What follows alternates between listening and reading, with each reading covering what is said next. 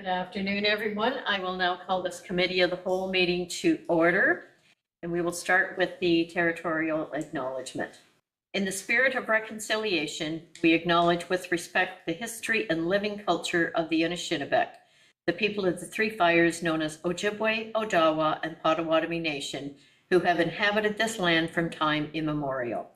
We recognize that these lands are the territories of the Chippewas of Saugeen and the Chippewas of Nawash, collectively known as the Saugeen Ojibwe Nation, the keepers of this land. Georgian Bluffs is located on lands encompassed by treaties 45.5, 72, 82, and 93. We reflect on our role as treaty people and the need to live in respect and peace and show respect to the First Peoples who inhabit these lands and waters. Moving on to adoption of the agenda. Does any member have an urgent addition to the agenda this evening? Seeing none, the recommendation is that the addendum to the agenda to include discussion about the Emery Bridge design and RFP be adopted, and that the order of business be amended to consider item 7.3.1 immediately following 6.2.1, the presentation by PSD citywide on the asset management plan, and that the agenda be approved as amended. Could I have a mover and a seconder, please?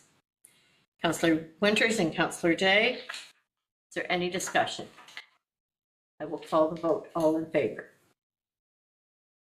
That is carried. Does any member have a pecuniary interest to declare? Seeing none, you may declare at any time if one should arise through the meeting. Does any member wish to make an announcement? Councillor Day. Thank you. I just to thank Councillor Joan John for Southgate and all of her team who helped organize the Black History event series. I attended the one on Saturday at the Dundalk Library, and it was a very warm event on Blustery Day. There were multiple local children's authors, a professor from the University of Toronto who was zooming in from Kenya, and Wayne Hackley, who at 90 years old published his first book. He was actually on CBC Radio this morning, if you need an inspiring person to learn from. Their last event was supposed to be held on Monday and have been postponed to someday that might be less snowy. So stay tuned and you might be able to catch the last event in that series. Thank you. Any other announcements? Councillor Coburn? Do you? Okay. I just have a couple, and one of them, Councillor Coburn, involves you. Coldest Night of the Year fundraiser taking place this Saturday evening, and that you are fundraising for that, so if anybody can help you reach your goal. And a reminder that this Sunday, the 23rd, is the Polar Plunge at Shallow Lake Community Center with the OPP, ITFD, Grey County Paramedics, and Georgian Bluffs taking part. I am not taking part, but my youngest grandson, Tristan, has volunteered to take the plunge on my half. So I think Riel set us up with a Georgian Bluffs team today, if anyone else would like to join. Or you can register and make donations at www.polarplunge.ca and then go to the Grey Bruce listing for more information on it. And that is all I have. Presentations. For any person who wishes to make a presentation to council, you must register with the clerk at least 7 days in advance of the scheduled meeting. And to register, you can first go to complete the online delegation form at www.georgianbluffs.ca/delegations, or call the clerk's office at 519-376-2729, extension 603. For delegations on agenda items, any person who wishes to appear before council regarding an item on the agenda must register with the clerk's office. To register, go to www.georgianbluffs.ca/delegations. Is that one also delegations, Carly? Okay, thank you. Or call the clerk's office again at 519-376-2729, extension 603. Or you may register in council chambers with the clerk prior to the meeting start time of 5 p.m. And this evening we have Sarah with us from PSD Citywide about the asset management plan. So Sarah, you are online. Go ahead.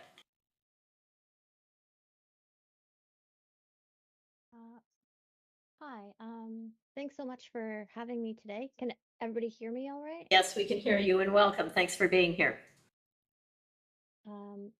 Is my presentation currently being shared in the room?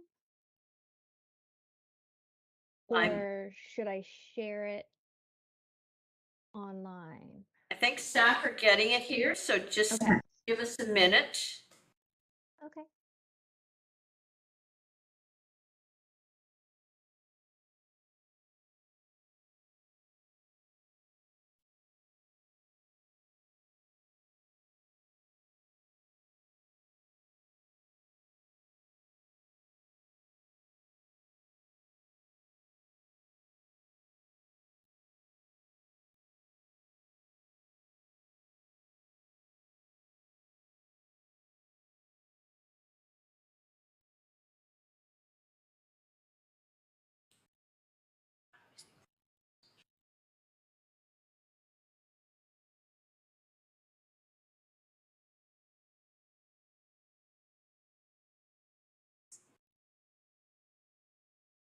Sarah, can you see it? I can, yeah. Okay, good. Go ahead then. Okay, perfect. Well, thanks so much for having me today to go over Georgian Bluff's asset management plan. Next slide. What I'd like to talk about today is we're going to go through, provide a little bit of background, regulatory context. Then we're going to dive into some of the details of your 2024 asset management plan, and then if there are any questions. Next slide, please. So to start with the regulatory context, next slide. In 2015, as part of the Jobs for Prosperity Act, the Ontario government introduced Regulation 588, Asset Management Planning for municipal infrastructure. What that regulation required was all municipalities in Ontario needed to develop an asset management policy and asset management plans between 2022 and 2025 with increasing complexity. And as part of our current engagement with Georgian Bluffs, we developed an asset management plan that meets the requirements for 2024. Next slide. This chart just shows the different requirements for each year as part of the regulation. So for 2024 asset management plan, it encompassed a state of the infrastructure for all of your assets, current service levels, again for all of the assets, life cycle costs, and growth impacts. In 2025, the requirements are for, again, an asset management plan incorporating all of your assets, but with proposed levels of service and the life cycle costs associated with those proposed levels of service, accompanied with a 10-year financial strategy to meet those or to fund those proposed levels of service. Next slide.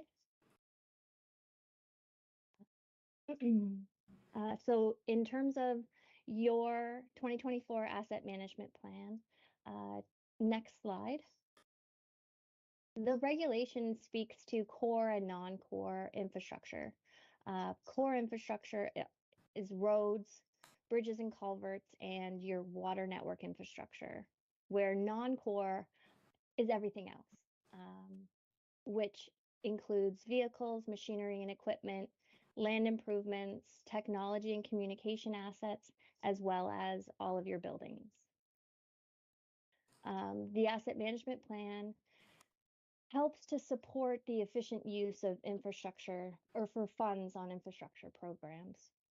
And it provides an important tool for the municipality to communicate on services provided as well as infrastructure internally to staff, as well as externally to residents. Next slide. Georgian Bluffs infrastructure replacement cost totals 434 million or $0.8 million. This chart just shows the breakdown by asset category of your infrastructure replacement costs. And as you can see, your road network by far is the largest, holds the largest share of infrastructure at just short of 300 million. With bridges and culverts and water network as your next two largest. So your core infrastructure does have the majority share of your infrastructure costs. But your non-core infrastructure still totals approximately $30 million. Next slide. The condition of your infrastructure, 64% of your $434.8 million infrastructure portfolio is in fair or better condition, with an overall average, which is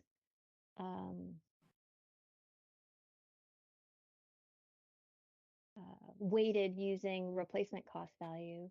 The average is 54% or fair overall for your infrastructure. Next slide. Based on your current replacement costs, the average annual capital needs over the life cycle of all of your infrastructure assets is the average is $7.5 million. The chart below shows all of the forecasted infrastructure spending required according to your asset management system in 5-year buckets. And so the red dotted line, which shows your average annual requirement, is sitting at 37.6 million. But that's the 5-year bucket. So annually $7.5 million. Now, this chart also shows that you have a backlog of approximately $8 million, which is an industry term used to calculate the cost of assets that are still in use, but beyond their assigned useful life. So in terms of what that really means, an example would be a vehicle that has incredibly low mileage and low usage. The township deciding to not replace it and continue to use it after its designated useful life because of the low use. And so that would show up as a backlog item. It doesn't mean that those items need to be replaced immediately. It just means that they need to be reviewed and their replacement dates updated, essentially. And as staff continue to update the asset inventory, it improves the information and it shows the deliberate deferral of certain assets. Next slide, please. As part of the 2024 asset management plan, current levels of service needed to be defined and incorporated. In terms of providing service to the residents, identifying the infrastructure that you're utilizing in order to provide that those services is part of the 24 AMP. That information will be built on, sort of sets the foundation in terms of your proposed levels of service, which are the 25 requirements. But the main piece of levels of service is it's a balancing act between cost, condition of your infrastructure, and the risks of asset failure or the risk levels that the municipality is willing to take on. And finding that balance will enable Georgian Bluffs to have a sustainable level of service and meet the requirements for 2025. Next slide, please. Asset management is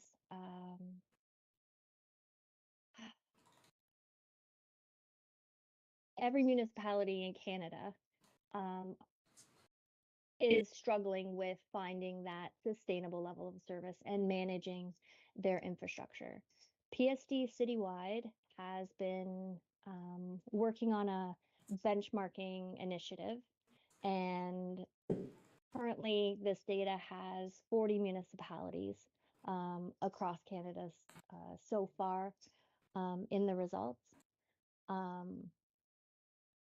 And trying to fund infrastructure and asset management is an ongoing struggle for everyone. Most municipalities are underinvesting in their infrastructure programs. On average, municipalities are funding 44% of their annual capital requirements, which means the average reinvestment rate is 1% compared to a target of 2.1%. Now, in terms of how Georgian Bluff compares, Georgian Bluffs is funding 46% of their annual requirement, with a target reinvestment rate of 1.73%, with an actual reinvestment rate of 0.8. So very much in line with this benchmarking initiative and municipalities across Canada. Obviously, Ontario is the only regulated province where the province is actually required that you meet certain timelines and provide the information. But these numbers are for municipalities all across Canada. Next slide, please. So funding needs, infrastructure funding needs is a challenge, and finding the right fit for Georgian Bluffs will be part of the 2025 requirements in terms of creating a financial strategy to reach that sustainable level of funding and providing those proposed levels of service. This issue didn't happen overnight, so it's not going to be fixed overnight, and ensuring that you're not implementing that, or you're not closing that gap of the funding gap over too short a period, or letting it continue on like well past 20 years, because the longer it takes, you will see a continued deterioration of your infrastructure, whereas your taxpayers might feel too much of a burden to overcome that in a shorter time frame. Within this asset management plan, the current recommendation is to reach the target funding over a 15-year period at 1.5% for the tax rate and 2.2% again over 15 years for the water rate.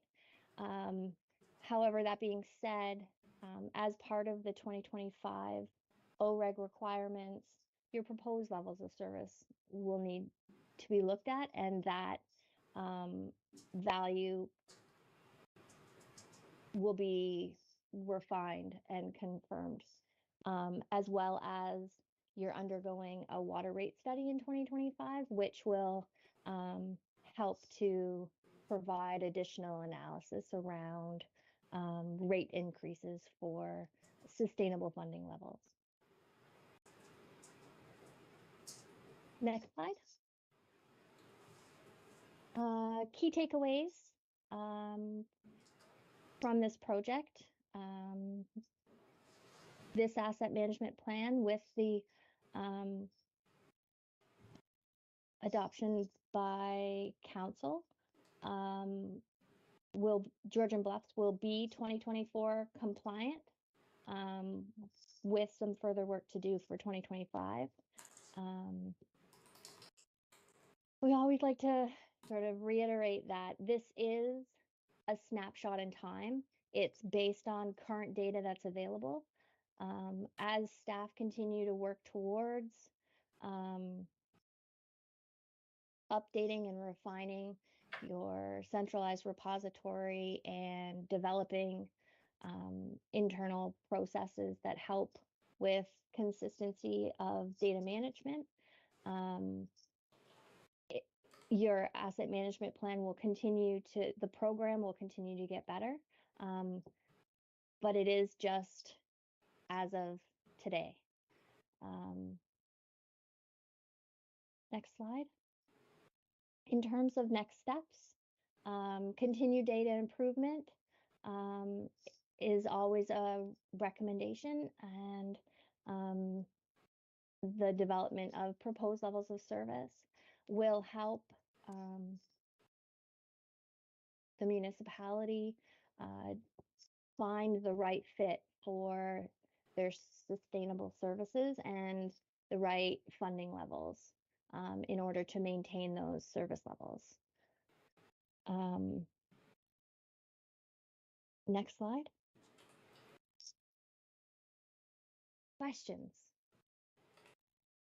Thank you, Sarah. And I'm just going to look to staff. Do we want to have our staff report here first and then ask questions of both Brian and Sarah, or do we want to stop for questions now with Sarah? I think it would be good to combine them, and then if it's more detail oriented, then that's something that staff can answer. If it's more procedural based or how we develop that, that was done by PSD, then I think that would be more of a Sarah question then. Okay, so do you have a report as well, Brian? So I will put the recommendation on the table. Sarah, if you don't mind, we'll put the recommendation on for Brian's report and we'll hear him, and then we'll go to questions for both of you. Sounds great. Thank you. Okay, so recommendation is that the Committee of the Whole receive report COR 2025-004 Asset Management Plan, and that staff be directed to bring forward a bylaw to the March 5th, 2025 council meeting to formally approve the 2024 Asset Management Plan for the Township of Georgian Bluffs, and that staff be directed to include the 2024 Asset Management Plan into 2026 budget considerations, and that staff post the approved 2024 Asset Management Plan to the Township website, as well as forward a copy to the Infrastructure Program and Projects Division of the Ontario Ministry of Infrastructure to meet the Township's requirements under OREG 588/17 as it applies to the July 1st, 2024 regulatory timelines. Could I have a mover and a seconder, please? Councillor Day, Deputy Mayor Pringle, is there any discussion? Never mind, we'll go to the report. I'm reading the script in front of me. Over to you, Brian. Thank you. So the asset management plan is the completion of our requirements up until July 1st of 2024. In that, in the creation of the asset management plan, we have taken into consideration previous policies and that have been passed by council. So that would be our tangible capital asset policy and our asset management policy. In developing that, our assets are, sorry, under the PSAB regulations, we were required to record the value of an item as we purchased it. But the value of a 20-year-old plow truck is not going to be the same as to replace it now as it was to buy it 20 years ago. So moving through to OREG 588/17, now we're going to be budgeting for what those vehicles are and what that infrastructure actually costs to replace. So we will take when we go out and tender for a new plow truck, that's the value that we're now going to say all of our single axle plow trucks are going to be worth, so that we're budgeting a more appropriate amount over time. Similarly for all of our major infrastructure, we do that with our buildings. The insurance company does an estimate on how much it would take to rebuild the building. Now, we're not talking about any of the components or what we would like that building to be. It would just be, you know, it burns down, they give us like for like.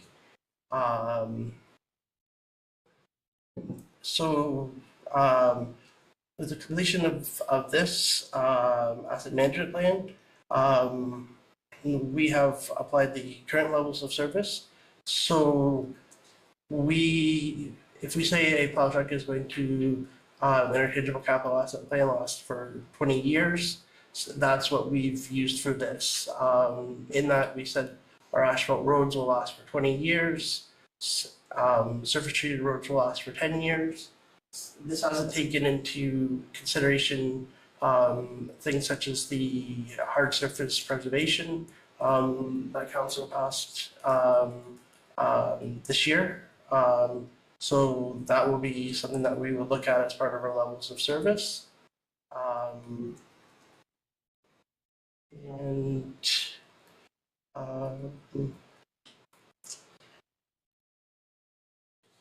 Basically, based on how we've currently valued all of our assets, we would be looking at that 1.5% increase over 15 years in order to get to a repayment, so that we're fully funding that. That doesn't include any enhancements to the service. So as part of our annual budget, if we've decided we wanted to add an extra community center, we need an extra plow truck in order to do 10 routes instead of 9. Any enhancements that the council might like to see, we would have to account for that as well in that increase. Similarly, if we decided that we don't need something, that number would go down. So scheduled in June is our level of service strategic plan working group, or whatever we call it, sorry, strategic session, my apologies. And we would at that time be looking at those levels of service.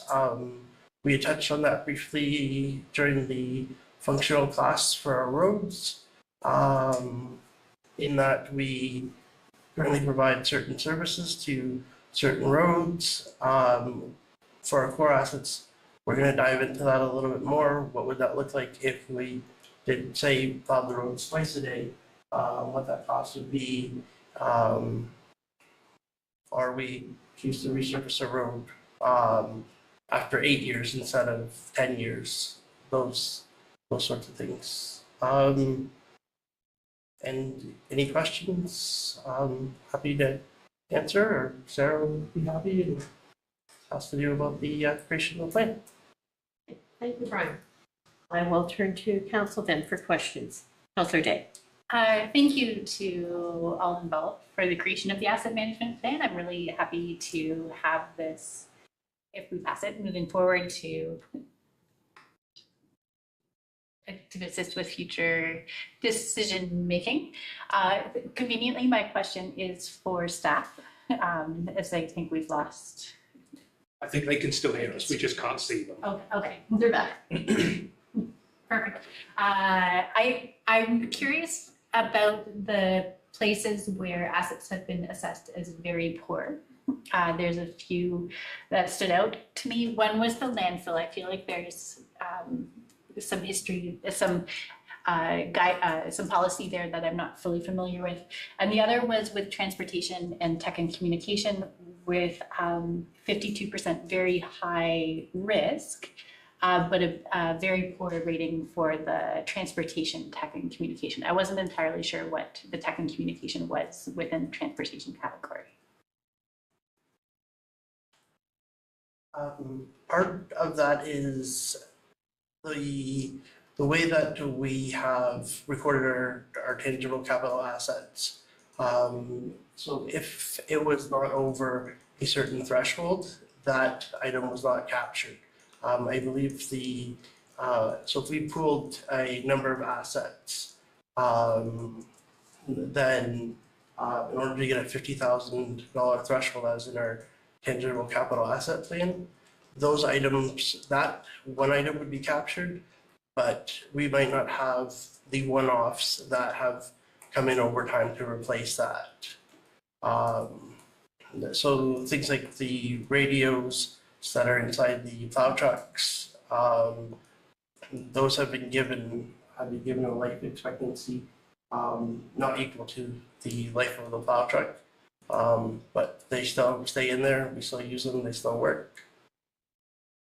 Similarly, for some of our internal technology, we record the large asset purchases when we did a bulk computer replacement, but it's not reflective of the individual computers. So when we bring forward our revisions to the tangible capital asset policy and to our asset management policy, we're going to re-specify that we may not be capitalizing them, but we're going to start recording all of them so that we can track all those assets and that we know when everything needs to be replaced, but not necessarily recorded and amortized as part of our financial year-end year-end audit. Can I just interject? So if I think I'm catching what you're saying, if we bought 20 computers at a time at $1,000 each, we've got a $20,000 expense that would get recorded. But if we bought one at $1,000, it wouldn't necessarily trigger going in as that capital asset. Okay, sorry. No problem. I think I was clarifying along similar lines in that we're not sending plow drivers out without reliable radios at this moment in time. It's just that long range planning of knowing the radio will need to be replaced before the plow truck.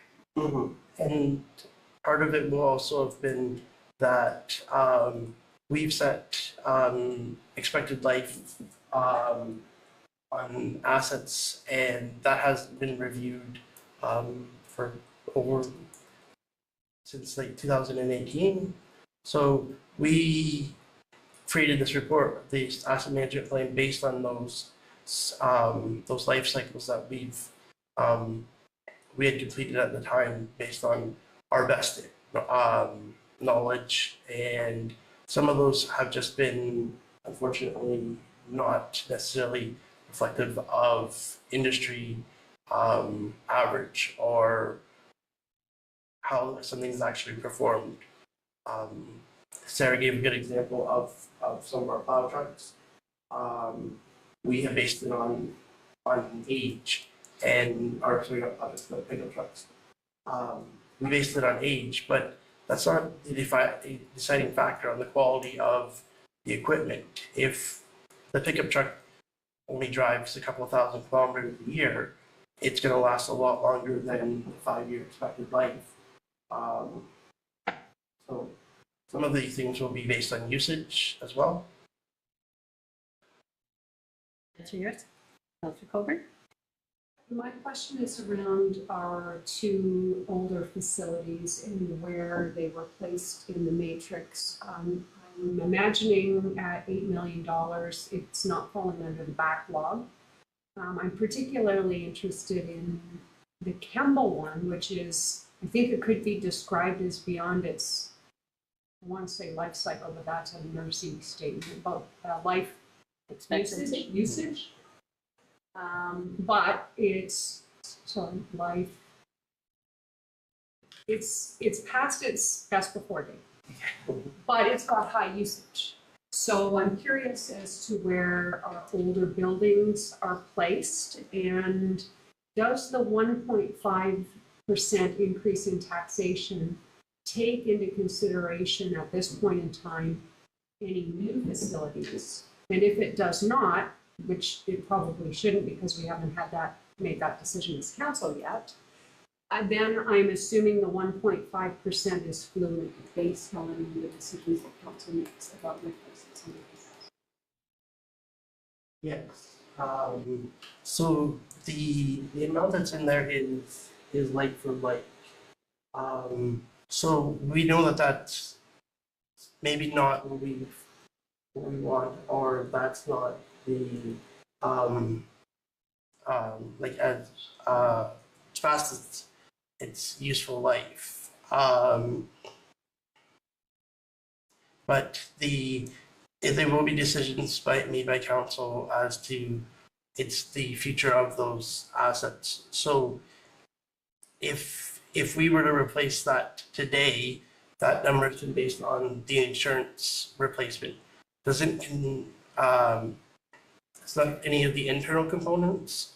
So this would just be to reconstruct the shell of it in a similar manner as it currently sits.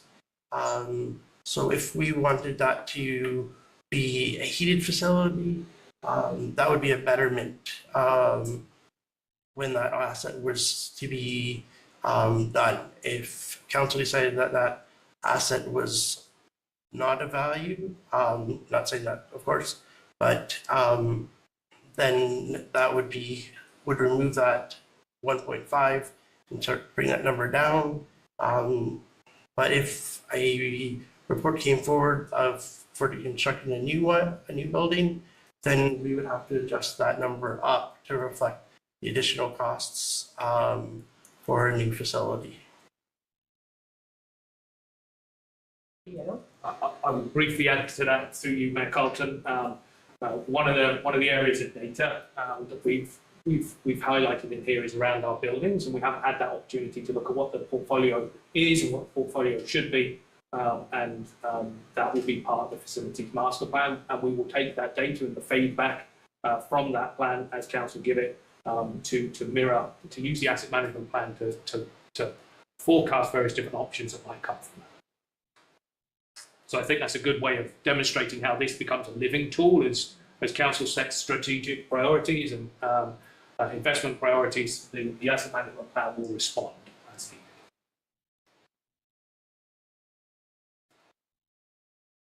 I have a couple of questions. One of them, I wish I would have written down what page I came across this on, but it referenced 66% of our assets have an assessed condition value, leaving 34% without. Do we have a list of what doesn't have that condition or assessed condition value applied to?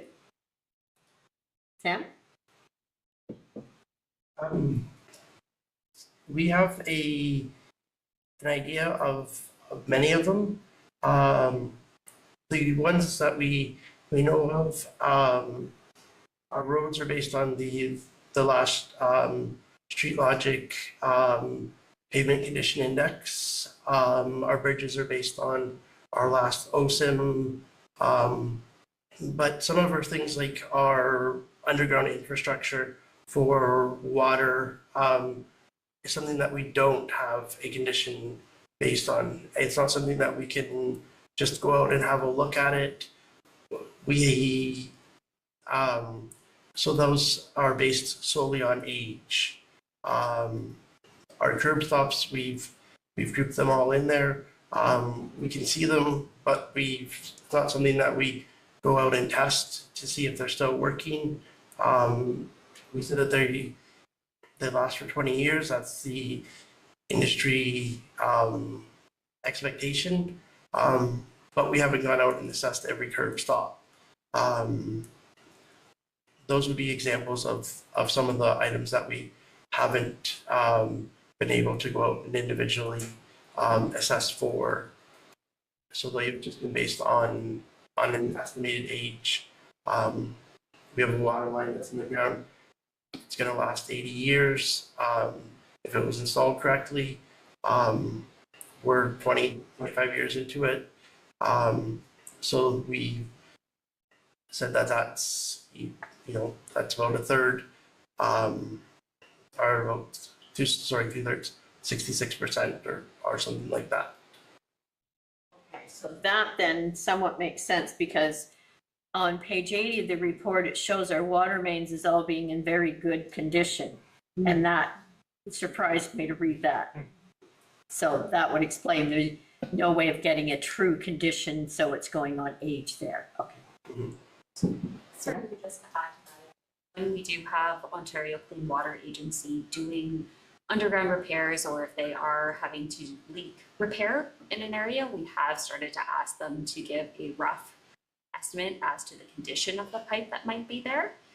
If there is a repair happening, that's to indicate that the condition may not be as well as we anticipated, but we are starting to monitor and track that a bit more and feeding that into future iterations of our asset management. Okay.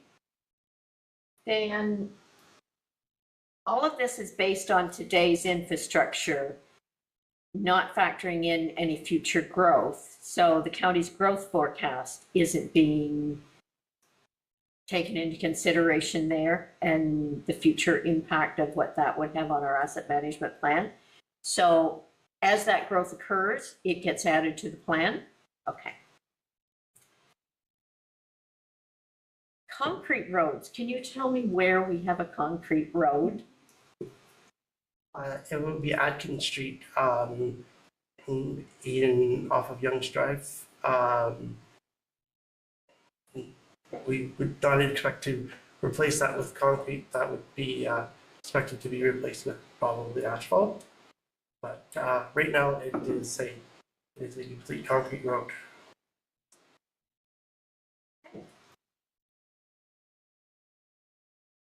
And as we slowly move to electric vehicles within the township by municipality and residents, how does that impact the roads? Is that harder on roads than current vehicles or lesser? And that was just curiosity to me, as to how do we allow for the impact that those vehicles will have on our roads in the future? Right now, the replacement is like for like. I'm not sure how much that will impact that. We do traffic counts. We started that last year to tie into that. So that information will be included going forward as to ensuring that we have the right class of road and how much traffic that road is seeing. As for the weight of that, unfortunately, I don't have a very good answer on that. Feedback, Alton. I think time will tell as use patterns change, as load volume increases and volume decreases, as the type of traffic goes over it. We'll keep the asset expected life cycles updated with industry best practice and our lived experience. Thank you. So if there's no further questions and no questions for Sarah, I will thank Sarah for being with us and giving a report this evening, and I will call the vote on this item. All in favor? And that is carried. Thanks very much, Sarah, for being with us, and thank you, Brian. Thank you very much, Mayor. Moving on to public inquiries, we have none this evening. Registration details are the same as listed prior. Recommendation reports, Office of the CAO, CAO 2025-04 Extension Waste Management Contract. Recommendation is that council direct staff to extend the existing contract with Waste Management for the collection of blue box recycling at the same terms and conditions through December 31st, 2025, and that council direct staff to extend the existing contract with Waste Management for the collection of household solid waste collection at the same terms and condition through May 31st, 2026, and that the mayor and clerk be authorized to sign an extension agreement extending services as outlined, and that such an agreement does not extend beyond May 31st, 2026. Could I have a mover and a seconder, please? Councillor Coburn, Councillor Winters. I will do staff. So through Mayor Compton, I'll keep my comments fairly brief on this one, as we've had a number of updates on the shifting nature of the waste industry, the residents' experience at their curb edge over the last few months. So as it currently stands, the township provides 2 waste management services under a single contract, that being the collection of a blue box or recycling materials for residents, and the collection of household waste. Those 2 elements are provided by the township under contract with a company called Waste Management at this point in time, and have been for a number of years now. At the same time, the township has entered into a contract to provide services with the province of Ontario under the Circular Recovery Act, with CMO, operated through an organisation called RLG. I'm afraid I cannot remember what RLG stands for, but we provide blue box services for the province. We are under contract to provide those services with the province until the end of the transition window, which is at the end of December 2025, at which point the province will be assuming the operation of all blue box collection, and the township will no longer be responsible for doing so as of January 1st, 2026. So the first part of this report is seeking approval of council to enter into an extension from the end of our existing contract with Waste Management to the end of 2025 to allow us to make sure we continue to live up with our contract to the province, which will then see that service transition on the 1st of January 2026. The second piece of this paper is seeking to extend the waste management collection contract through to the end of May 2026, or no later than the end of May 2026, and that is to allow for a easier transition from our existing waste management contract to a new waste management contract, noting the fact that we don't yet know what that new contract will look like. It may involve a change of ways in which collection is undertaken. Making those changes as we get into winter and when some residents will not be here will be challenging. And so the extended window allows for a smoother transition to a new service provider. We are currently under RFP seeking a new service provider. And so we're looking to expedite and move into that new contract as quickly as we can, but obviously want to make sure that residents get their garbage collected. And so we're looking to extend that until the summer. Councillor Winters. Through you, I just have one question. I mean, the RFP currently is out, and does it use the same similar dates in the RFP that would be a June 1st of 2026? I just don't want to see people trying to bid on something that's a moving target. And as long as the RFP and everything works simultaneously, I think that's fair.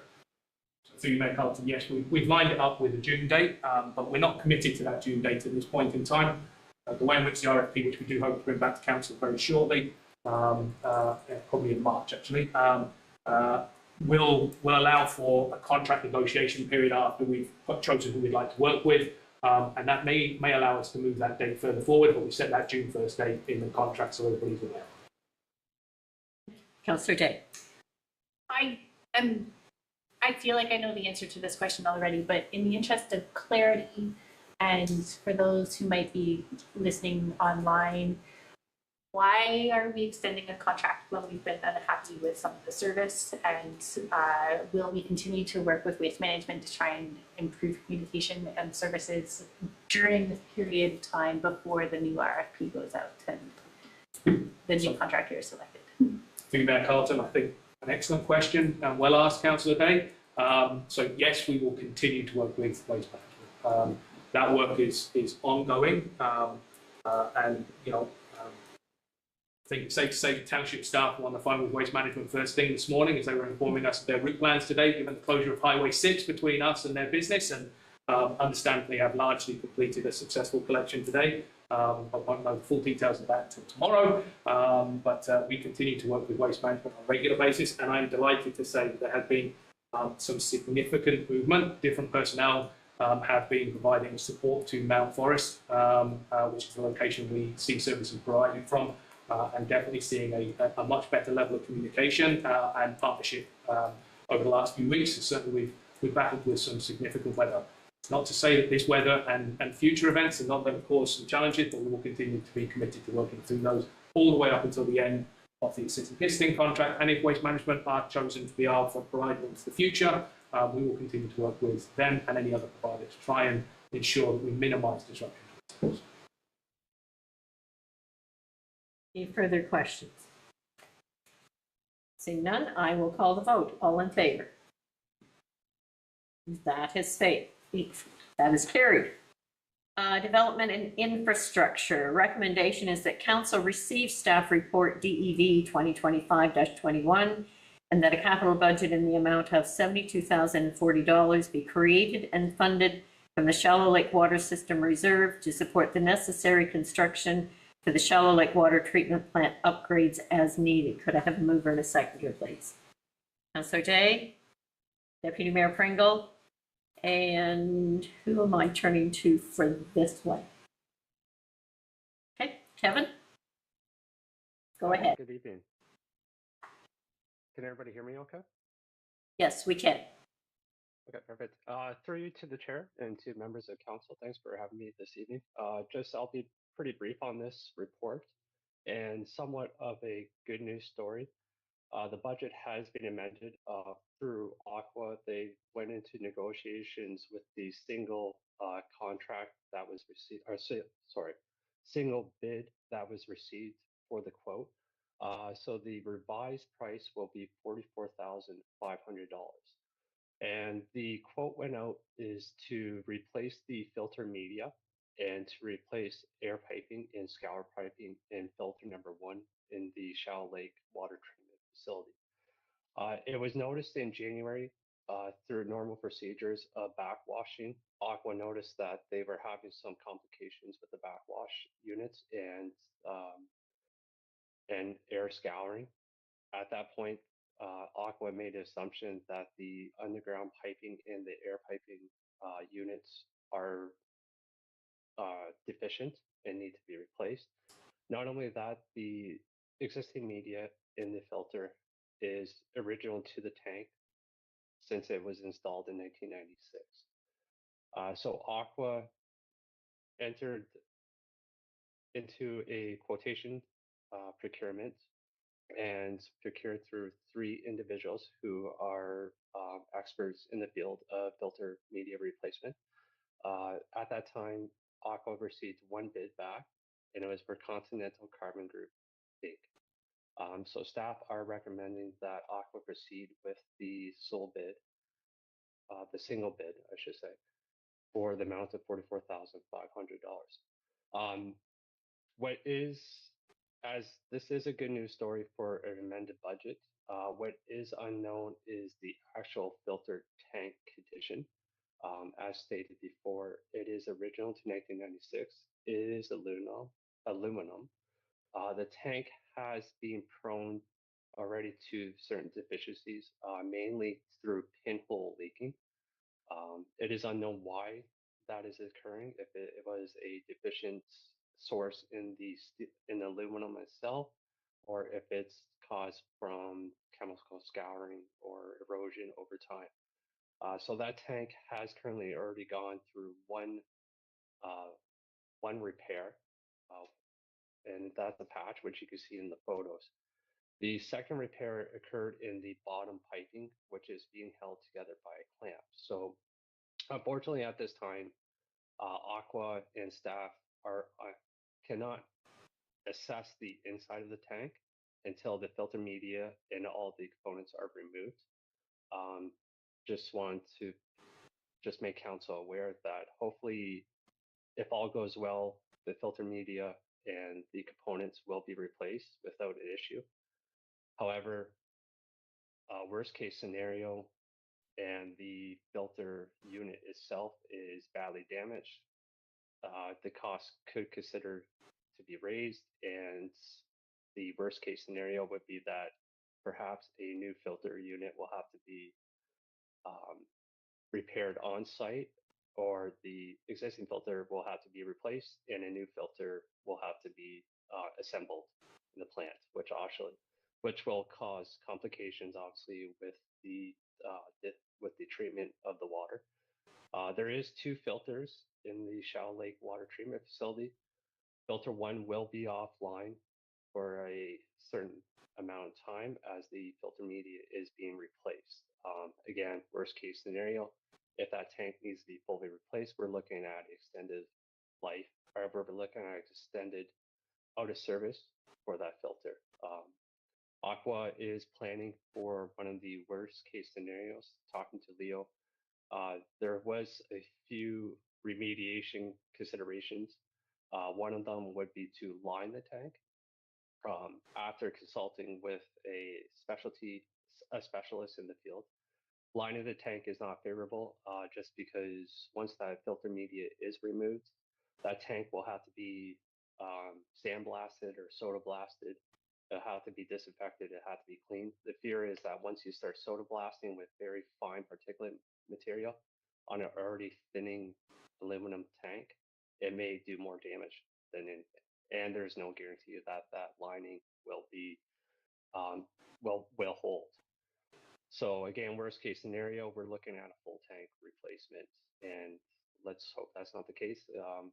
We will have to do further assessments once that tank is drained. So as of right now, the budget is amended for $44,500, and staff are recommending that council creates the budget, and Aqua continues with Continental Carbon Group and proceed with removing the filter and replacing the air scouring piping. Okay. Thank you, Kevin. Councilor Winters, do you have a question? Yeah, well, thank you. Through you, I mean, it's a great report, Kevin, and I get it. I understand the Shallow Lake Water Treatment Plant pretty well. There are 2 filters in there, and if council's aware, we're only running about 50% capacity in that water treatment plant. So if we take one filter offline, we're still able to do with the average flow. But my concern is that when we get in there and we start to have another problem, and all of a sudden we're running a plant, chewing our fingernails, running at 50% capacity. To run that plant, you're going to put 50% of the water out of your raw water into you're going to, what they call discharge to waste. The pump puts out 8 liters per second, the filters do 4 liters per second. So we're going to put 4 liters per second out to waste in the interim here. So we're wasting 50% of the water that comes out of the well. To me, it's got to be done, but I think as council, we need to be a little bit more proactive. To me, this seems like putting brand new synthetic oil in an oil pan that's starting to rot. And $44,000 or $45,000 to change media to find out that, hey, there's the housing. I think at this point in time, I would like to see that filter replaced. There's 2 filters in it. This gives us the confidence that if something goes wrong with filter 2, we know that filter 1 is reliable for us. It's a lot of money, but to me at this point in time, it's not money well spent. We're going to end up with, if we went with a new filter replacement, I think Aqua could then schedule. We know what our downtime is. We know what our timing is. We get in there and all of a sudden now we're into spring, we're into summer, we're going to increase water flow, no fire protection. There's a whole bunch of things that open up here that really concern me. But I think as council, there's some money in the budget that maybe we should just look at saying, let's replace that aluminum housing with a new stainless housing.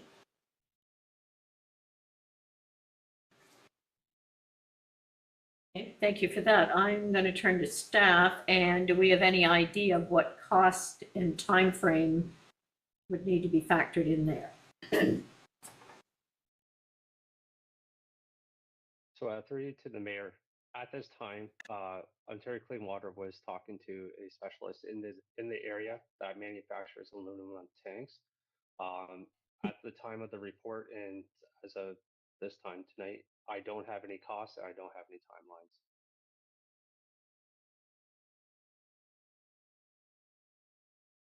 Go ahead. So through you, Mayor Carlton and Kevin, Mr. McKim, please feel free to correct me if I'm going astray here. If I'm understanding Councillor Winter's concern correctly, the concern is that we don't want to get into a situation without knowing what the end point could be.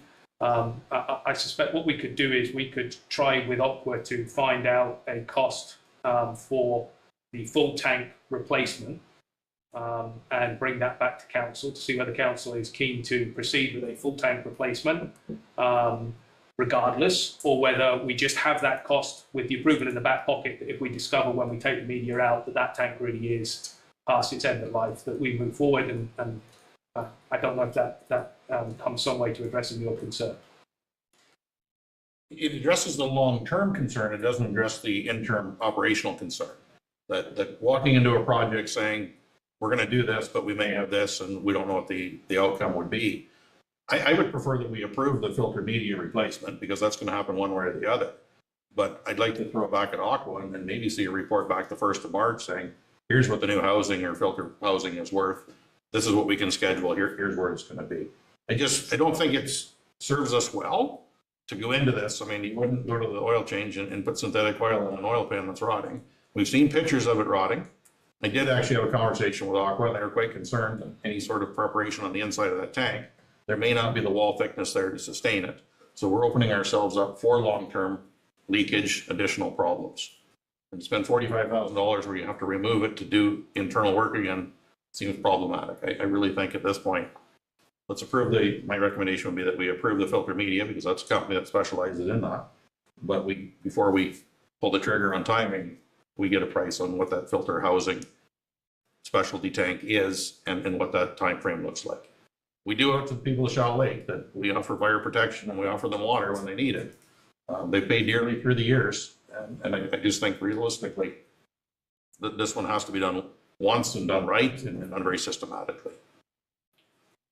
So if I can just interject a question here, just for my own understanding. So what we've got is an aluminum housing that we know is thinning or possibly thinning that could be replaced with stainless steel. And if the aluminum is already going, at some point, we're going to have to replace it anyway. So being proactive and doing that now would make more sense. Okay, that's what I thought. Through you, Mayor Carlton, Aqua cannot tell the condition of the tank until they take the filter out. And the tank, all we know at this point is the tank is original. And it could have suffered from chemical scouring and erosion on the inside, which they're not going to know until they take the filter out. I think Councillor Winters is trying to cost-proof us. If we get to the point where we take the filter out, we go, well, hang on a second, we've got a problem here. How do we make sure that we're aware and we're ready to move so that we don't put good new filter in an old tank, which would shortly fail? And realistically, there's an operational issue there now that Aqua's figured out an interim solution on how to deal with it. It's not ideal for them. It's not efficient. But what I don't want to see is let's remove the filter media and go, whoops, we need a new membrane, we need a new housing, whatever we're going to call this, and it's 26 weeks away. Now we have a problem. Where if we can figure out the Band-Aid solution until we have all our ducks in a row and timing is there, I think that's really what I think we need to do. If I may, a recommendation or a motion on the floor at this point would be helpful for us for staff to receive the direction to seek the costs and bring back to council as early as we possibly can, hopefully in early March, an updated number for what the replacement could be and the timelines associated with that. Okay, so can we do that as an amendment to the motion we have on the floor now, where we're changing the dollar figure for that filter and include the additional direction. Does someone have wording for that?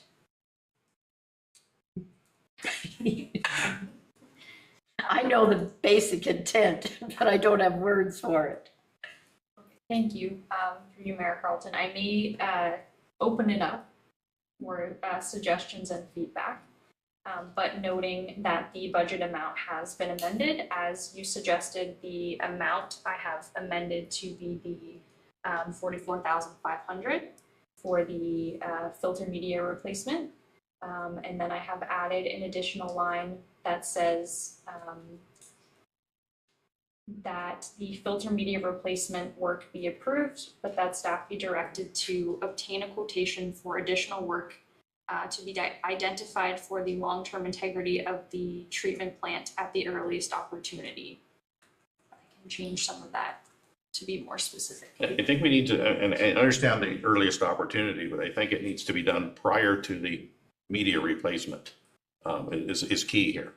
We don't want to see something start and then go whoops. And it's a whole timing thing here, and I understand, these filters are important because of turbidity. Turbidity spikes, the numbers come up, we're going to be into boil water, we're going to be in adverse quality. Aqua's doing what they can do to do it. And then having the reassurance that one of the two filters is brand new, that if the second one starts to show age, they're both put in the same time, we have one that we can rely on with some confidence. Kevin, do you have any suggestions on how we word this or timing?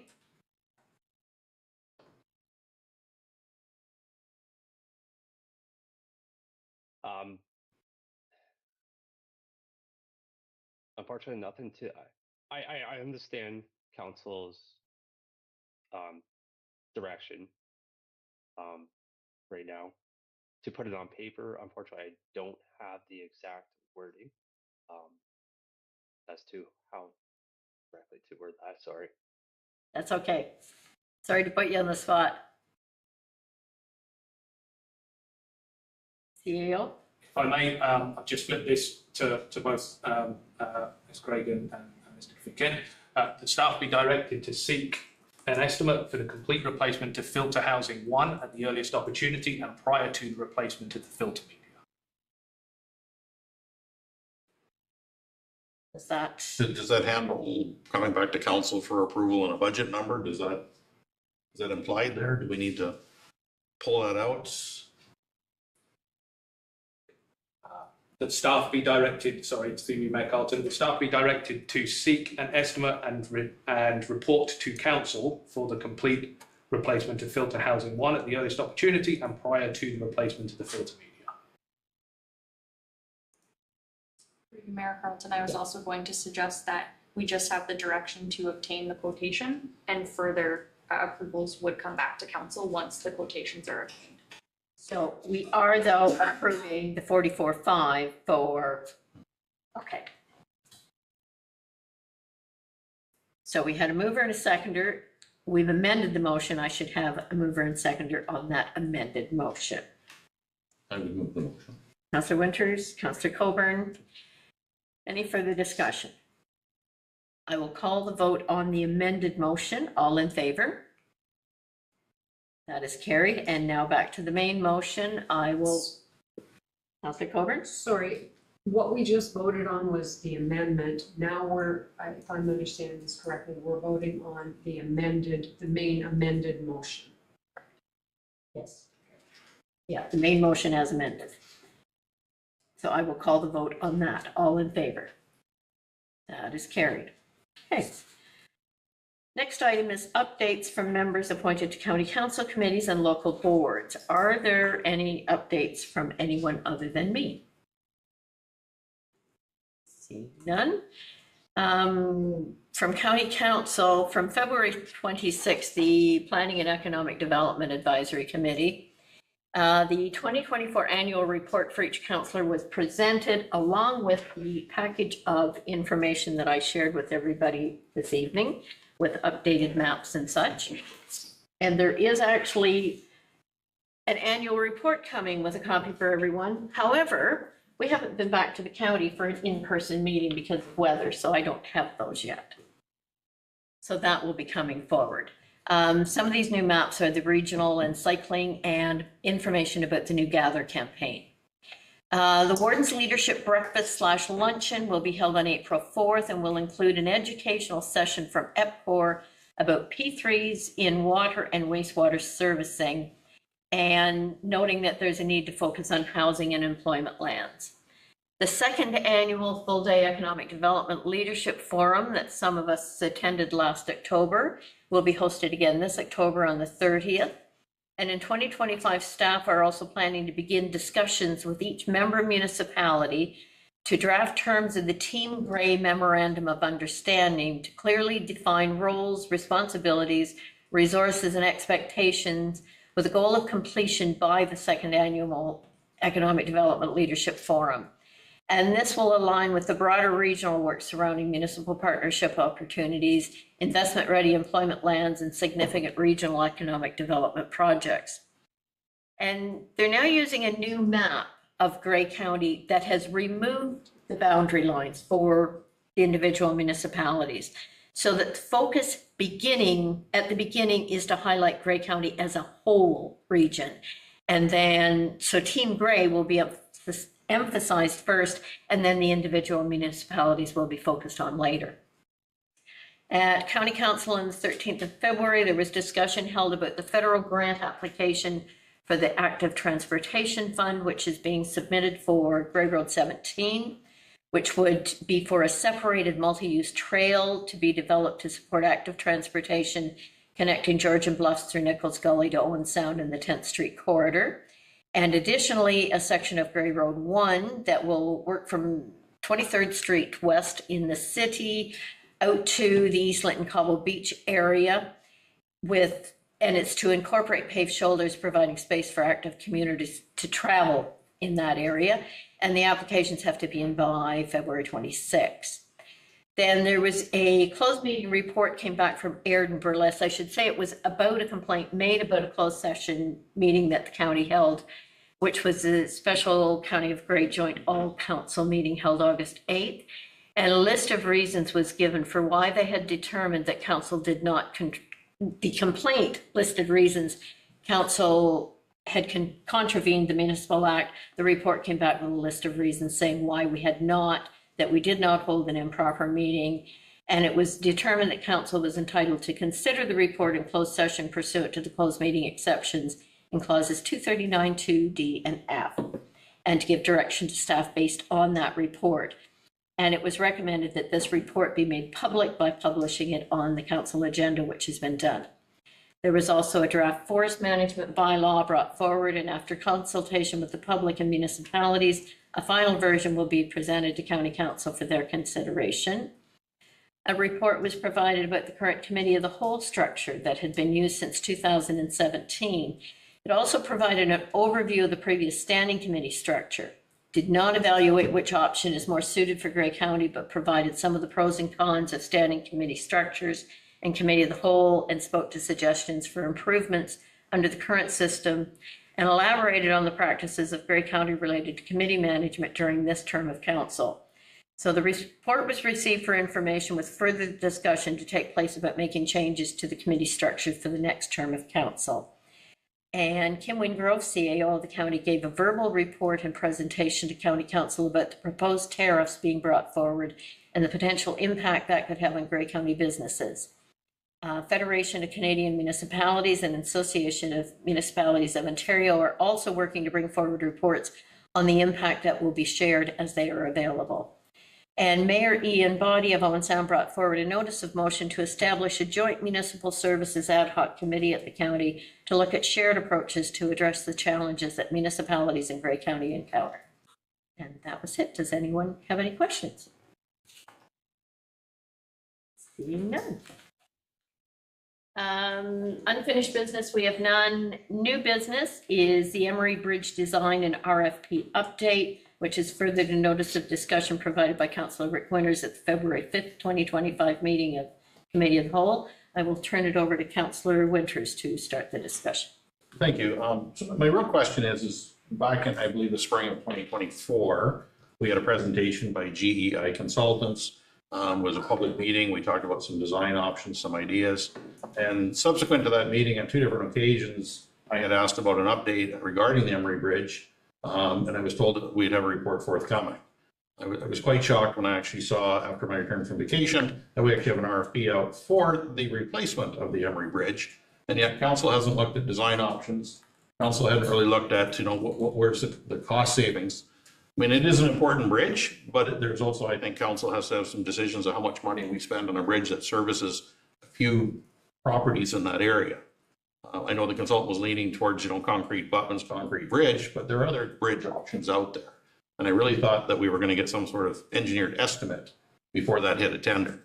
So I'm alarmed that we have companies right now tendering on a bridge the council may or may not approve based on the dollar values and what's there. So that was my concern. That's why I wanted to bring that up. Thank you for that.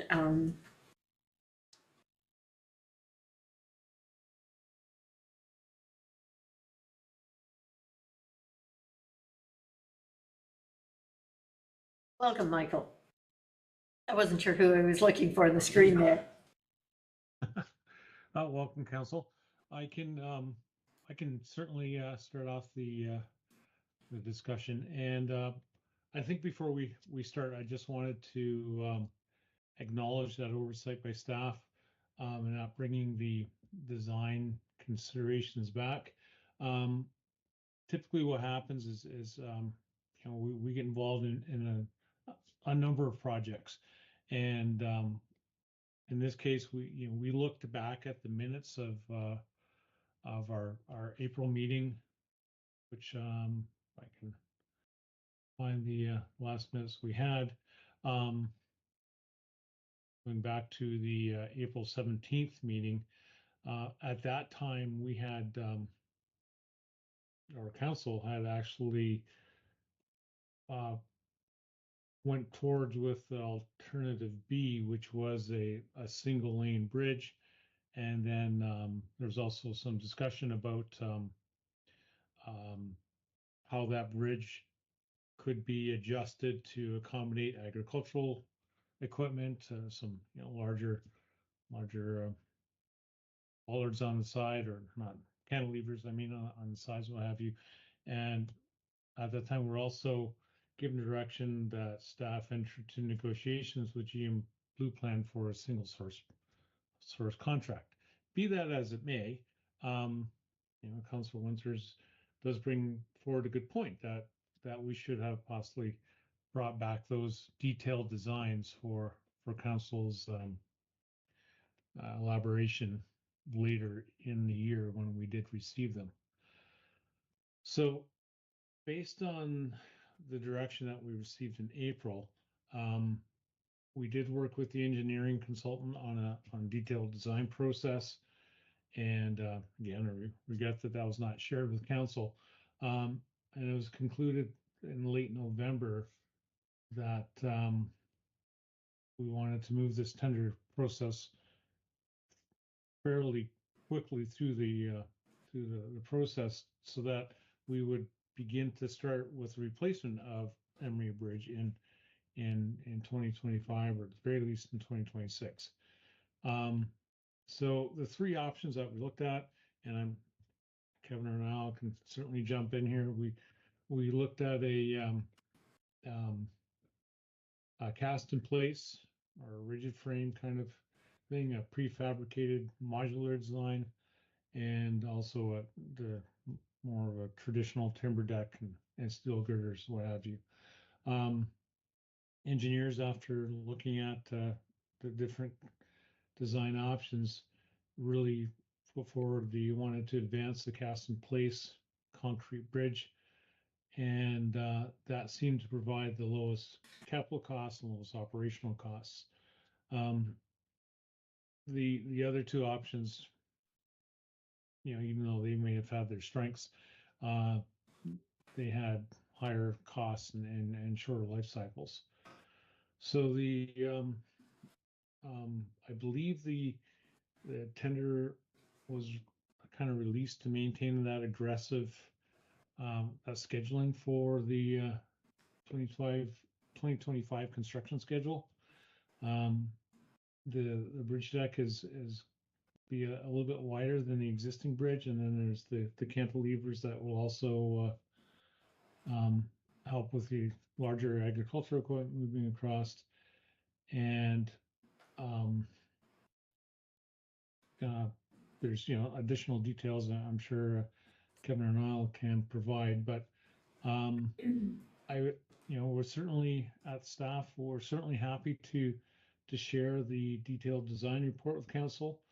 And again, regret that was an oversight on our part that it wasn't shared back earlier late last year.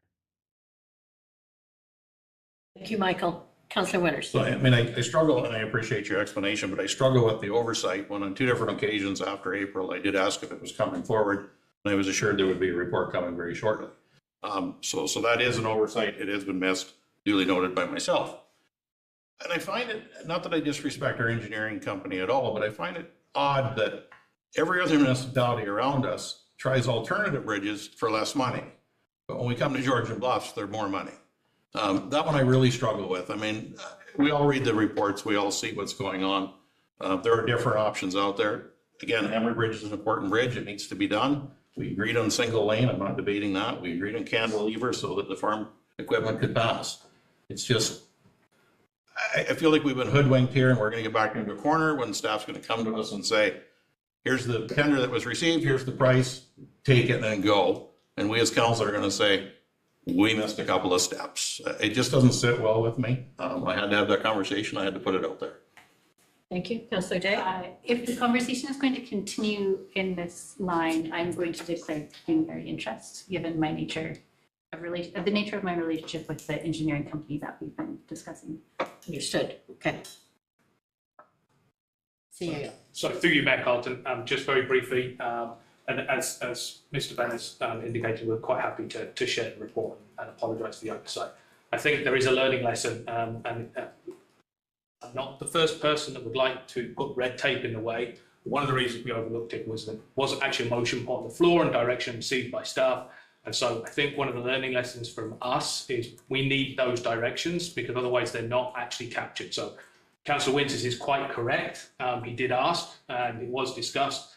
We missed it because it didn't get captured in the minutes of the meetings when we reviewed back. So I think one of the learning lessons from a staff perspective is when those things come out, we do want to make sure we capture those formally through a motion and a direction of council. The second thing I'd add to that is at this point in time, we are planning this bridge. The engineering estimates appear to be well within the budget the council has approved for the bridge. We appear to be bringing this in beneath the budget. I think one of the big things that's driving the cost on Emery Bridge is that we have to replace the abutments, not just the bridge deck itself. So it's the abutments piece and the removal of those abutments as well. And I did also want to just put on the record so that everybody watching is aware, the existing bridge is in the order of, correct me if I'm wrong, I think it's slightly less than 7 metres in width. We are replacing this with a bridge which has a single lane width with a clear span of almost 12 metres. So we've always, through the feedback the council and community provided, the engineer has managed to significantly expand the width of this bridge to accommodate some of the pressures that we heard from members of the community and council at that session in April. So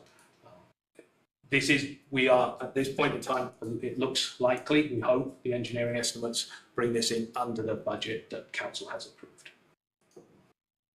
Thank you for that. And perhaps it's a lesson for council as well. Instead of just asking, we need to ensure we're giving a direction that gets reported back on. These are videotaped, right? Yes, but I get what staff are saying. If it's not a written direction in the form of a motion, staff are not necessarily going back and re-looking at our council meetings to be sure they haven't missed a comment that was made. So I think on both our parts, it's a learning lesson for us. Can I ask a question? What are cantilevers and how do those help with this bridge? So through you, Mayor Carlton, they're basically, without widening the footprint of the bridge in terms of its abutment, through the design, they've maximised the width by flaring the bridge out. And that flare allows for a much wider travel width on this bridge. bridge. So the bridge is basically like this, but we go wider and we angle in. Okay, I understand that now. I just need to understand that visual. Okay. Anything else from anyone on this item? I would, if I may, Mayor Carlton, I would like to reiterate the apologies of Mr. Benner. This was a miss by staff, and Councillor Winters is quite right. We should have brought this back, and I apologise for that. Thank you for that. Moving If on. I may, Yes, go ahead. just give a quick update with the tendering timeline as well. Just so everybody is aware, that tender is out. There is potential contractors bidding on that. It is anticipated that that tender will close next Thursday, so March 27th, and staff will be bringing a report to council's consideration on the approval to move forward with construction. At that time, we will have a better understanding of what the budget is. As Niall and Michael has said, the opinions of cost from the engineer have been well below the approved budget by council.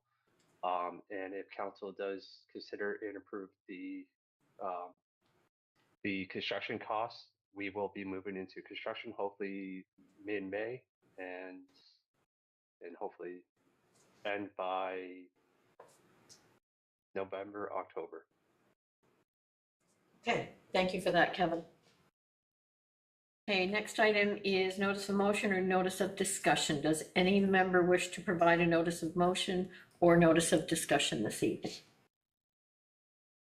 Seeing none, next on the agenda, we have closed session. The recommendation is that Committee of the Whole hereby moves into closed session at 6:26 p.m. in the Sarawak Room with the Chief Administrative Officer, Deputy CAO/Director of Corporate Services, and Manager of Legislative Services/Clerk remaining in the room to discuss item 12.1. A position plan, procedure, criteria, or instruction to be applied to any negotiations carried on or to be carried on by or on behalf of the municipality or local board, exemption K of section 239(2) of the Municipal Act 2001, shared services. 12.2, personal matters about an identifiable individual, including municipal or local board employees, exemption B of section 239(2) of the Municipal Act 2001, MMEWG community applications. Could I have a mover and a seconder, please? Councillor Winters, Councillor Day. Is there any discussion? All in favor? We are now moving into closed session. That was carried.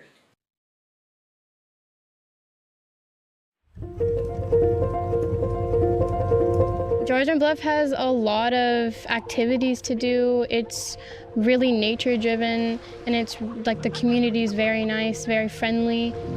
And a lot of the locals come here every single day and they think of it as their therapy.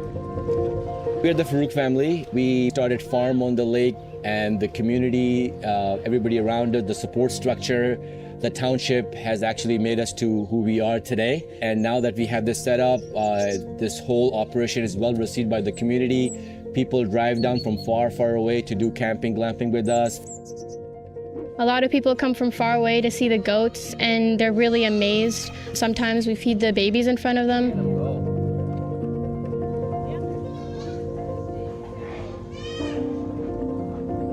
When we think about Georgian Bluffs, it's really the Reiki forest bathing that comes to my mind. I'm a Reiki master teacher, and we were looking to bring our people for a retreat, and this property just popped up, and we realized that behind beautiful. Every time we are driving up, I feel so relaxed. The area is amazing. If you're an outdoor enthusiast, there's never-ending things to do. There's the hiking all over through the escarpment. There's the bay, the water, if you're into water sports or sailing. And of course, pickleball is growing fast and it's all over the place right now. So there's lots to do.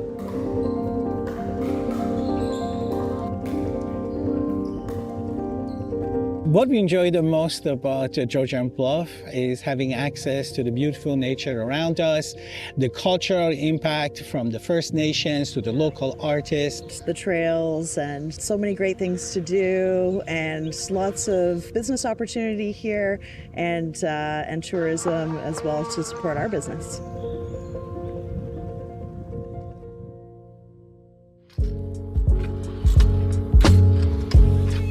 First off, what I love about the area is the scenery. It's absolutely beautiful. Like, it's right in the name of the municipality, the Bluffs. Another thing too that I noticed from living through here is all the small communities throughout Georgian Bluffs. They're very unique and they might be very small, but we're very big with heart. Everybody looks out for each other, takes care of each other, and just the way locals support locals. So the ability to have a local business and prosper is very apparent here in Georgian Bluffs. People are more genuine here. People are more sincere. They're kind. They know the word please and thank you. It's the way life used to be. It's more simpler. You feel like you're part of something.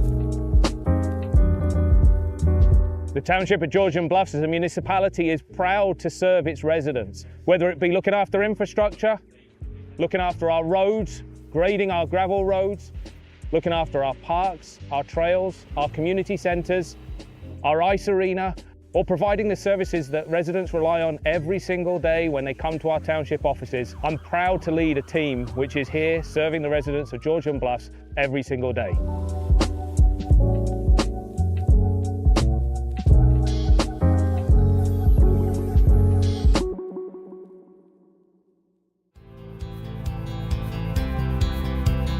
What we'd like to see Georgian Bluffs going forward is really, more people coming to experience this beautiful energy, this relaxed energy. Because over here in Georgian Bluffs, I can hear the wind, I can hear the trees talking. It's just amazing, really relaxing. Welcoming more people, yet with the same foundation and principles of community, of respect, and of morals. It would be great for Georgian Bluffs to continue to support, nature and the beauty that we have here, and to keep our area clean and beautiful. I hope to see more local businesses, more sustainable living, and more families just moving up here and living and prospering off their land and their property. For me and my family, Georgian Bluffs means being close to nature. Having the escarpment to hike and the water of Georgian Bay at our doorstep is something that draws us to being part of this community. The family-friendly neighbourhoods, the fact I can connect with my neighbours and see them on the street and say hello, and I know the people I'm seeing each day, is something which for me is something I treasure and my family treasures about being in Georgian Bluffs.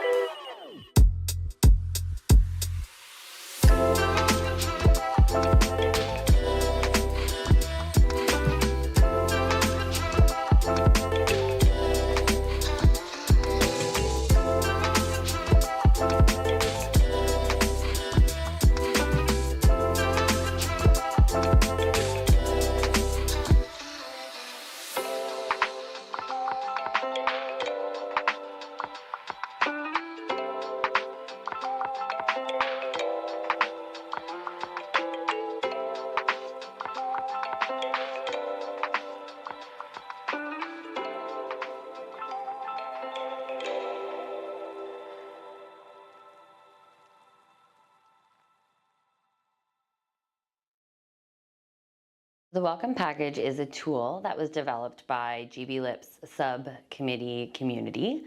It was a tool that was supposed to be used for municipalities to share information with new residents, specifically immigrants coming to their communities, in a consistent way across Grey and Bruce counties. And what's great about it is the package was actually translated into multiple different languages. As my own personal lived experience as an immigrant, not everything was accessible to me with the click of my hand.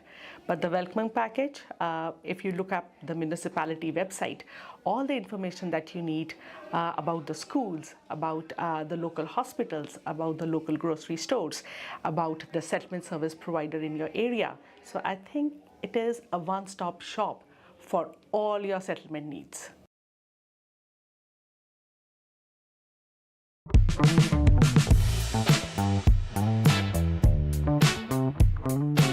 Georgian Bluff has a lot of activities to do. It's really nature driven, and it's like the community is very nice, very friendly. We started Farm on the Lake, and the community, everybody around it, the support structure, the township has actually made us to who we are today. Every time we are driving up, I feel so relaxed. The air is amazing. I can hear the wind, I can hear the trees talking. It's just amazing, really relaxing. If you're an outdoor enthusiast, there's never-ending things to do. There's the hiking all over through the escarpment. There's the bay, the water. If you're into water sports or sailing, of course, pickleball is growing fast and it's all over the place right now. So there's lots to do. What we enjoy the most about Georgian Bluff is having access to the beautiful nature around us, the cultural impact from the First to the local artists. First off, what I love about the area is the scenery. It's absolutely beautiful. Like, it's right in the name of the municipality, the Bluffs. Everybody looks out for each other, takes care of each other, and just the way locals support locals. So the ability to have a local business and prosper is very apparent here in Georgian Bluffs. People are more genuine here. People are more sincere. They're kind. They know the word please and thank you. It's the way life used to be. It's more simpler. You feel like you're part of something. It would be great for Georgian Bluffs to continue to support, nature and the beauty that we have here, and to keep our area clean and beautiful. For me and my family, Georgian Bluffs means being close to nature. Having the escarpment to hike and the water of Georgian Bay at our doorstep is something that draws us to being part of this community. The family-friendly neighbourhoods, the fact I can connect with my neighbours and see them on the street and say hello, and I know the people I'm seeing each day, is something which for me is something I treasure and my family treasures about being in Georgian Bluffs.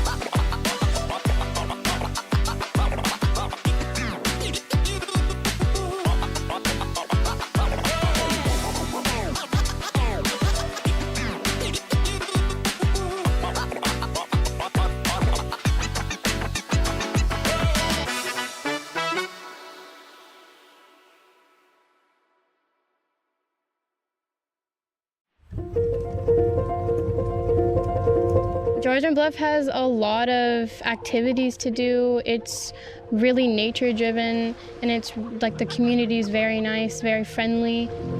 And a lot of the locals come here every single day and they think of it as their therapy. We're the Farouk family. We started Farm on the Lake, and the community, everybody around it, the support structure, the township has actually made us to who we are today. And now that we have this set up, this whole operation is well received by the community.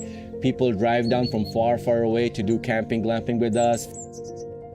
A lot of people come from far away to see the goats, and they're really amazed. Sometimes we feed the babies in front of them.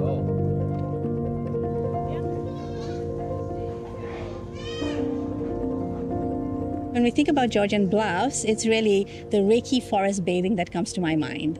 I'm a Reiki master teacher, and we were looking to bring our people for a retreat, and this property just popped up, and we realized that behind it's a beautiful forest. Every time we are driving up, I feel so relaxed. The air is amazing. If you're an outdoor enthusiast, there's never-ending things to do. There's the hiking all over through the escarpment. There's the bay, the water, if you're into water sports or sailing. And of course, pickleball is growing fast and it's all over the place right now. So there's lots to do.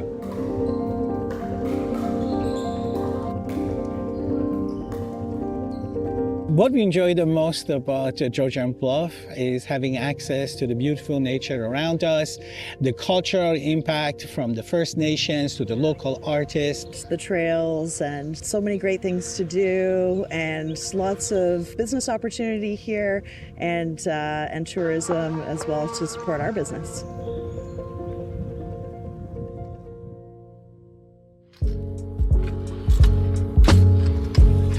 First off, what I love about the area is the scenery. It's absolutely beautiful. Like, it's right in the name of the municipality, the Bluffs. Another thing too that I noticed from living through here is all the small communities throughout Georgian Bluffs. They're very unique, and they might be very small, but we're very big with heart. Everybody looks out for each other, takes care of each other, and just the way locals support locals. So the ability to have a local business and prosper is very apparent here in Georgian Bluffs. People are more genuine here. People are more sincere. They're kind. They know the word please and thank you. It's the way life used to be. It's more simpler. You feel like you're part of something.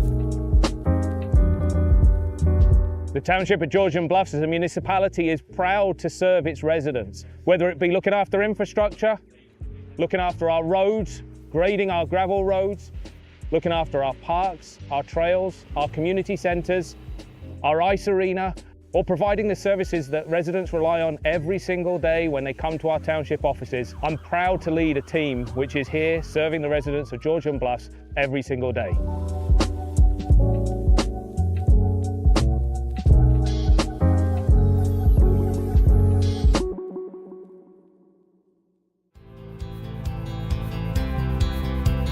What we'd like to see Georgian Bluffs going forward is really, more people come in to experience this beautiful energy, this relaxed energy, because over here in Georgian Bluffs, I can hear the wind, I can hear the trees talking. It's just amazingly relaxing.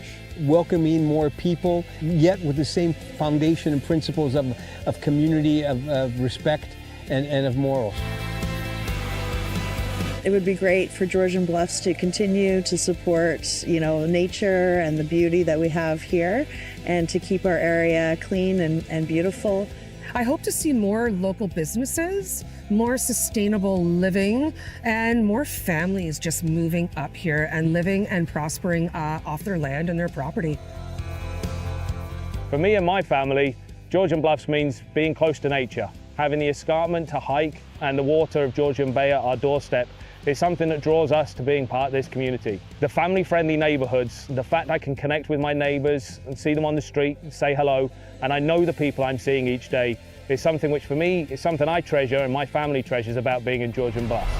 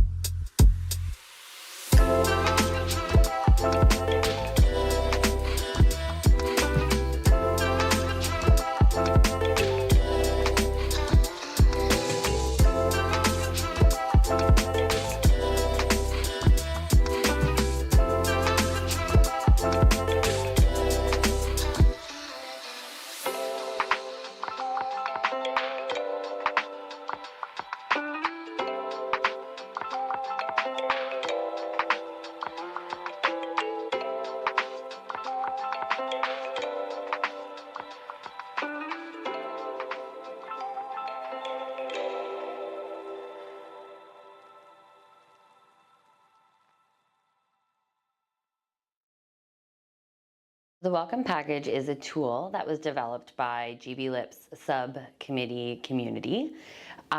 It was a tool that was supposed to be used for municipalities to share information with new residents, specifically immigrants coming to their communities, in a consistent way across Grey and Bruce counties. And what's great about it is the package was actually translated into multiple different languages. As my own personal lived experience as an immigrant, not everything was accessible to me with the click of my hand. But the welcoming package, if you look up the municipality website, all the information that you need about the schools, about the local hospitals, about the local grocery stores, about the settlement service provider in your area. So I think it is a one-stop shop for all your settlement needs.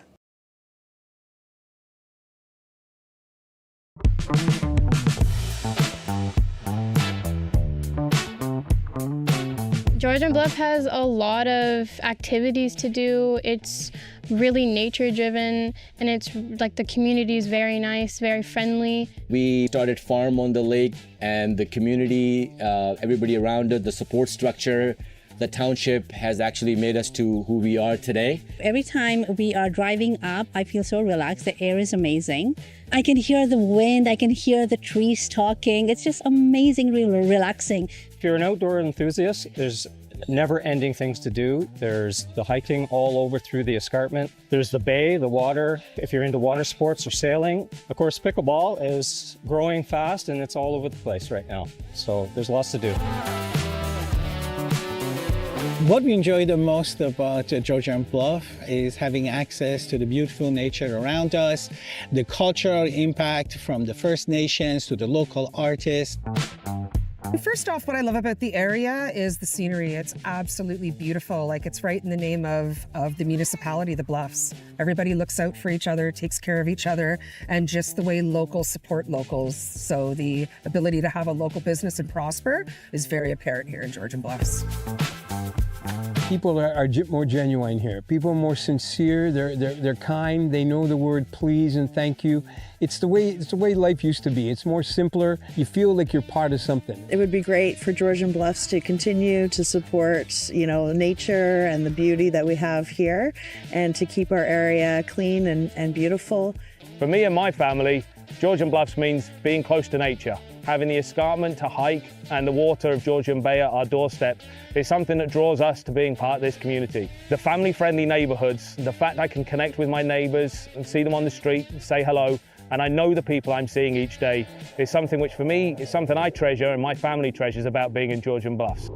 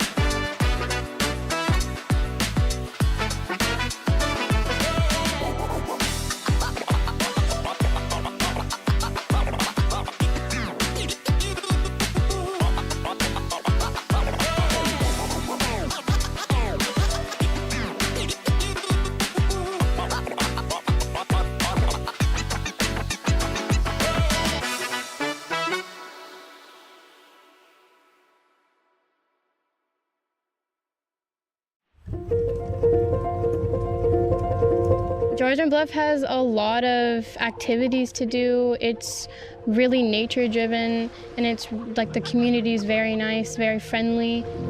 And a lot of the locals come here every single day and they think of it as their therapy. We're the Farouk family.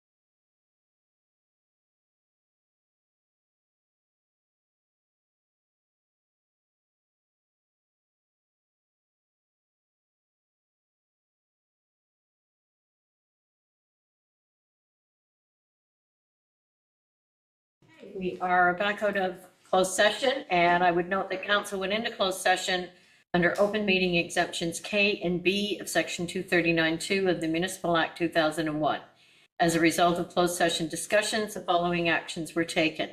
12.1, direction was provided to staff. 12.2, council reviewed applications received for citizen representation on the Multi-Municipal Energy Working Group. As a result, the following motion is being presented in open session for consideration of council. The recommendation is that Michael Pearson be appointed to the Multi-Municipal Energy Working Group as the citizen representative for the Township of Georgian Bluffs, and that staff be directed to present an appointment bylaw at the March 5th, 2025 meeting of council. Could I have a mover and a seconder, please? Councillor Coburn, Councillor Day. Is there any discussion? Call the vote. All in favor? That is carried.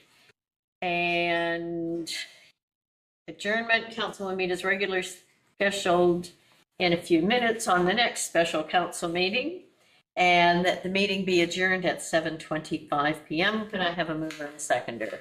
Councillor Winters, Deputy Mayor Pringle. I will call the vote. All in favor? It's carried. Do I need to allow a break here before I move us into the